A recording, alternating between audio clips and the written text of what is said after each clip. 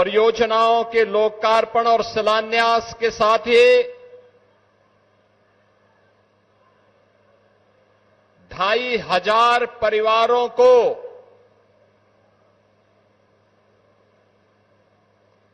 दशकों बाद उनका अधिकार प्रदान करने और नागरिकता प्रमाण पत्र वितरण के लिए आयोजित आज के इस कार्यक्रम में केंद्रीय मंत्री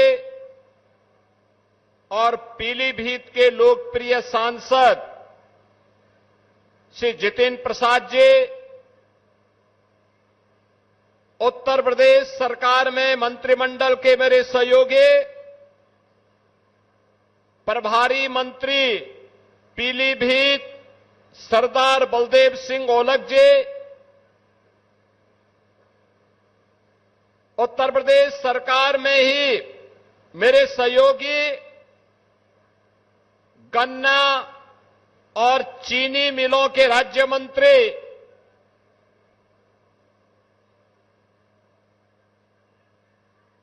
पीलीभीत के लोकप्रिय विधायक श्री संजय सिंह गंगवार जी, हमारे लोकप्रिय विधायक बरखेड़ा स्वामी प्रवक्तानंद जी, लोकप्रिय विधायक बीसलपुर श्री विवेक वर्मा जी, मान्य विधायक पूरणपुर श्री बाबूराम पासवान जी, जिला पंचायत अध्यक्ष श्रीमती दलजीत कौर जी, विधान परिषद सदस्य श्री सुधीर गुप्ता जी,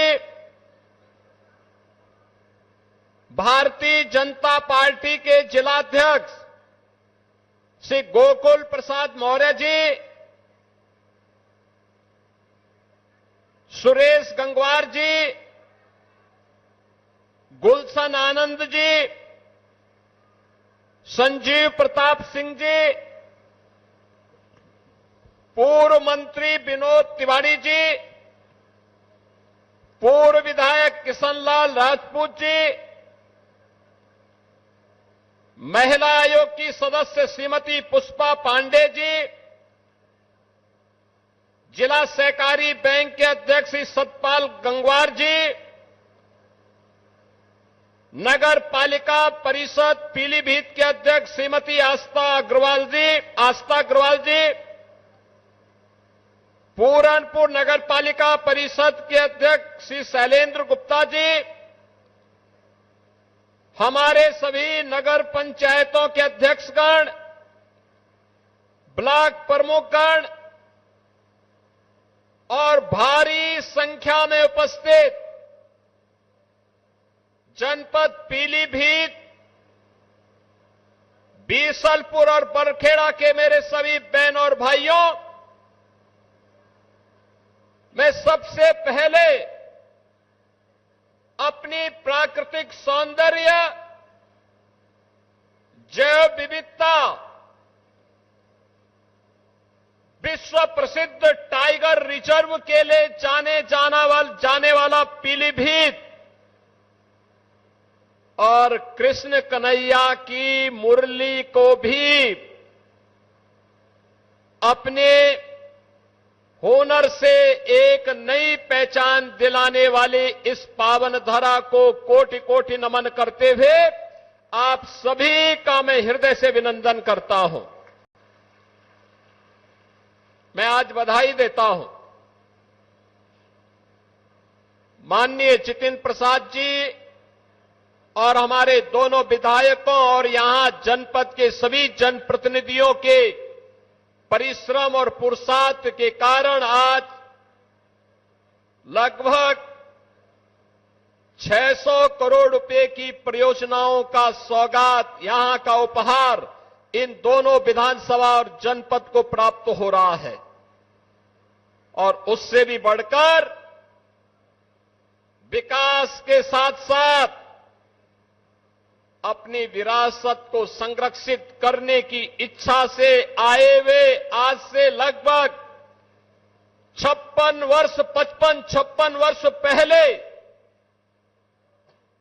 बांग्लादेश से निकाले हुए प्रताड़ित हिंदू, बौद्ध, जैन और सिख को प्रधानमंत्री मोदी जी के विजन के अनुरूप जनपद पीलीभीत में उनको पुनर्वासित करने और नागरिकता प्रदान करने के लिए मैं जिन लोगों को यह सुविधा प्राप्त हो रही है उन सभी को भी मैं हृदय से बधाई देता हूं, अपनी शुभकामनाएं देता हूं। बहनों और भाइयों, इन लोगों के लिए पुनर्जीवन है। अब ये सर्टिफिकेट प्राप्त होने के बाद कोई ताकत इनको निकाल नहीं सकती है, इनको अब पराया नहीं कह सकती है।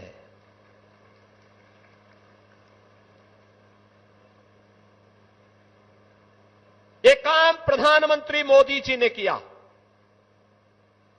ये काम देश के गृह मंत्री से अमित शाह जी ने किया,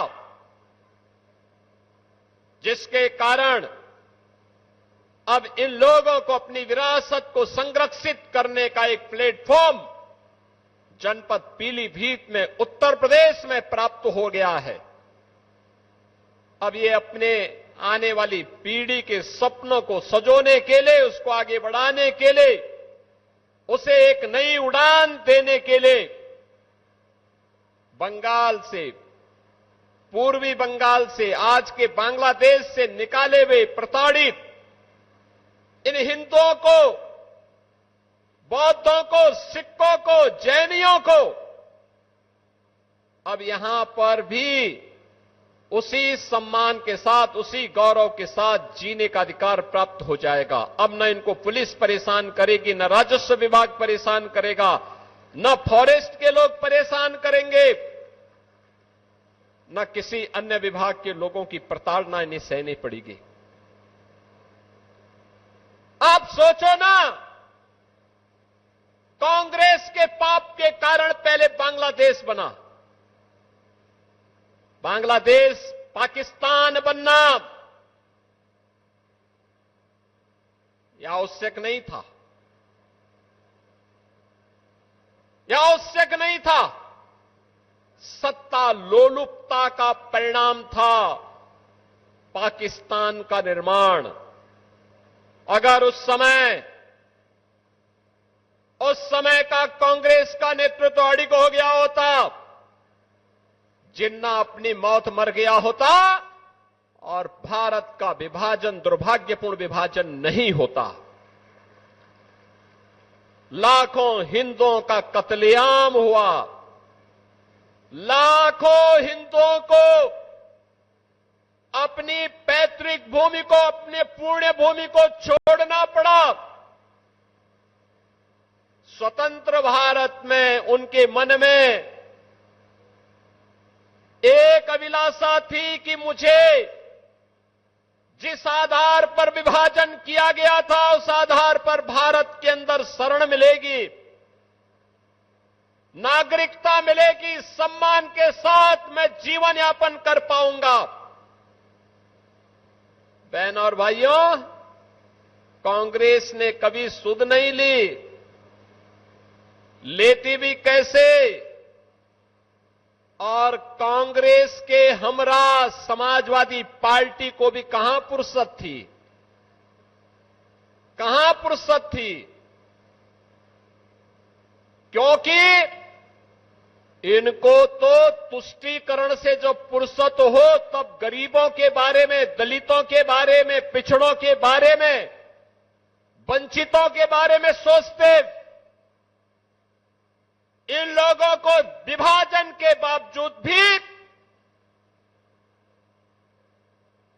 केवल और केवल मुसलमानों की चिंता थी, हिंदुओं की चिंता नहीं थी, सिखों की चिंता नहीं थी, बौद्धों की चिंता नहीं थी, जैनियों की चिंता नहीं थी उनको। अरे समाजवादी पार्टी और कांग्रेस के लोगों, बेशर्मी के साथ डूब मरो। जिन लोगों को आवासीय पट्टा और उनके जमीन के मूल कागजात उपलब्ध करवाए जा रहे हैं, जिन्हें नागरिकता प्रदान की जा रही है, ये ज्यादातर लोग दलित हैं, वंचित हैं, अति पिछड़ी जाति के हैं। आखिर इनके लिए क्यों आवाज नहीं उठाई? लंबे समय तक शासन किए हो, लेकिन कभी इनके बारे में सोचने की फुर्सत नहीं थी। इन गरीबों के बारे में, इनको पहचान दिलाने के बारे में, यानी इनके लिए देश की कीमत पर राजनीति थी। हिंदू, सिख, बौद्ध और जैनियों के कत्लेआम की कीमत पर सत्ता चाहिए थी इनको। और आज डबल इंजन की सरकार आई,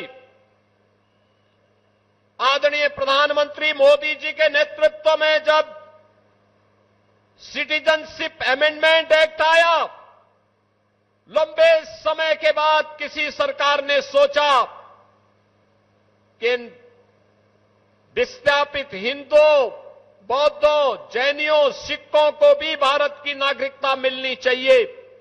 जो पाकिस्तान से, बांग्लादेश से, अफगानिस्तान से विस्थापित है, आप याद करिए, दिल्ली और देश के विभिन्न राज्यों में लंबे समय तक कांग्रेस ने, समाजवादी पार्टी के लोगों ने आंदोलन किया था।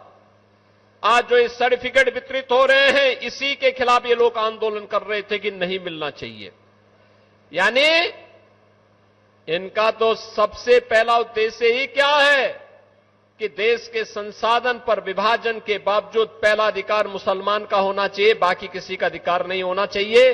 यही तो इनकी कुत्सित चेष्टा थी, यही इनकी तुष्टीकरण की नीति थी, यही पाप ये जिंदगी भर करते रहे और उस पाप का खामियाजा हिंदू भुगतता रहा। बहनों और भाइयों, आज आप सबको, मैं इन सभी बंगाली परिवारों को, 2,500 परिवार हैं, 2,500 परिवार का मतलब 15,000 लोग सीधे सीधे आज इस स्कीम का लाभ ले पा रहे हैं। मैं इसके लिए आदरणीय प्रधानमंत्री जी और गृह मंत्री जी के प्रति आभार व्यक्त करता हूं। मैं इसके लिए केंद्रीय मंत्री श्री जितिन प्रसाद जी को, हमारे जो चारों विधायक हैं, यहां पर मंत्री श्री संजय सिंह गंगवार, विधायक बरखेड़ा स्वामी प्रवक्तानंद जी, विधायक बीसलपुर श्री विवेक वर्मा जी और विधायक पूरणपुर श्री बाबूराम पासवान जी को भी मैं हृदय से धन्यवाद देता हूं, जिन्होंने पैरवी करके इन बंगाली परिवारों को आज उनका अधिकार उपलब्ध करवाया है, उनका अधिकार दिलाया है। हमारा प्रयास है, प्रदेश के अंदर ऐसे 55,000 परिवार रह रहे थे। पिछले दिनों मैंने बाराबंकी में जाकर के उन्हें नागरिकता दी, उनको जमीनें, पट्टे उपलब्ध करवाए। उसके बाद मैं बिजनौर में गया, वहां पर भी लगभग काफी बड़ी संख्या में हम लोगों ने 3500 परिवारों को अधिकार दिया। आज पीलीभीत में हम लोग इसके प्रथम चरण के कार्य को संपन्न करने जा रहे हैं। अन्य कार्यक्रम भी हमारे अनवरत चल रहे हैं, अभी यह कार्य पूरा नहीं हुआ है। कुछ मामलों में हमें वन विभाग से और भारत सरकार से स्वीकृति का इंतजार है। जैसे ही मिलेगा, अन्य परिवारों को भी उनका अधिकार उपलब्ध करवाएंगे, उनका अधिकार उपलब्ध करवाएंगे। अभी रामपुर के अंदर भी काफी बड़ी संख्या में इस कार्रवाई को संपन्न करना है। बहनों और भाइयों, हमने टालने की आदत नहीं की। हमने इन गरीबों की पीड़ा के साथ अपनी संवेदना को जोड़ा।